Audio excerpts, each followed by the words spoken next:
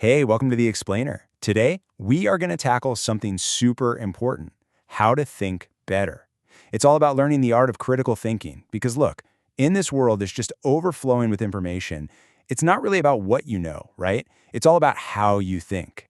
All right, so let's jump right in with a little test for your brain. You're about to see just how easy it is to trick our own perception. And trust me, this is the perfect starting point for understanding why we really need to think things through more carefully. Okay, take a quick look at these two horizontal lines. Which one's longer? Now, your gut reaction, that fast, automatic part of your brain, probably screamed an answer at you instantly. For me, that top one looks way longer. It's obvious, isn't it? But, surprise, if you actually took out a ruler, you'd find out they are exactly the same length. And this is such a perfect example of a core problem, right? Our minds are basically wired to run on autopilot. They use all these shortcuts and assumptions to figure out the world super fast. But the thing is, those shortcuts, they can totally lead us astray. So if we can't always trust our own gut feelings, then what do? How do we actually get better at thinking? How do we push past those automatic, and let's be honest, sometimes totally wrong first reactions? Well, the answer is pretty straightforward. We have to learn how to think. And that's where this skill called critical thinking comes in. It's literally all about consciously using your brain, applying reasoned judgment instead of just reacting. Think of it like this. It's the difference between just seeing that optical illusion and being the person who knows, hey, I should probably pull out a ruler and check that. You can actually think about this whole process like a ladder. Down on the bottom rungs, you've got the basics, right? Like just remembering stuff and understanding it. But as we climb, we start applying what we know. The real magic, though, that happens way up top. That's where we start analyzing how things connect, evaluating ideas, and at the very top, creating something totally new. Critical thinking is all about making that climb to the top.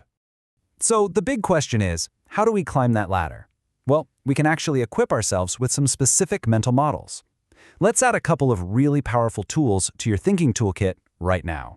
Okay, first step, we've got two styles of thinking that are kind of like opposites. On one hand, you have divergent thinking. This is your brainstorming mode, exploring tons of possible solutions, just generating options like crazy. Then you switch gears to convergent thinking, which is all about taking all those ideas and logically narrowing them down to find the single best one. You absolutely need both. They work together like a team. Want to practice that divergent thinking? Here's a classic puzzle for you. The solution requires you to literally think outside the box. See, you have to break a mental barrier, an assumption you don't even know you're making. The trick is that your lines actually have to go beyond the boundaries of those dots.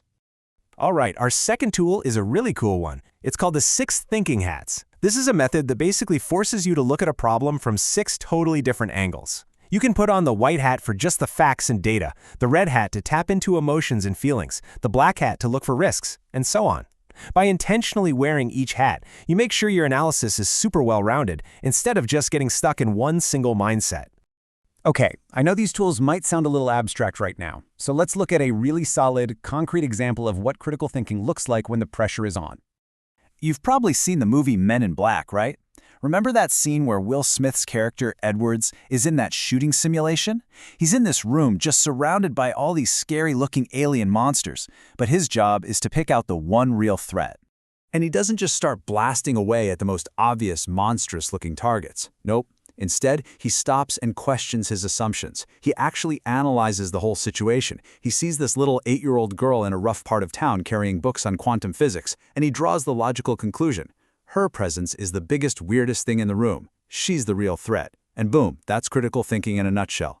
So here's the most important takeaway. This is not some special talent you're born with. Not at all. Critical thinking is a skill you can learn, and you can start practicing it like today. Your brain by default loves to be lazy and follow patterns, but you can absolutely train it to be way more creative and analytical. So here are a few simple ways you can start breaking out of that mental autopilot. You can try little things like using your non-dominant hand for a simple task. Or think bigger and intentionally build a network of friends who come from totally different backgrounds than you. The whole point is to challenge your habits, force your brain to make new connections, and just push yourself past your comfort zone. And that really leaves us with one final thought to chew on. Our brains are hardwired to love shortcuts, right? So maybe the most powerful thing you can do, the most critical thinking you can do, is to consciously choose to take the scenic route once in a while. So, I'll leave you with this question. What's one automatic assumption you hold that you've just never really questioned? Go ahead and challenge it today.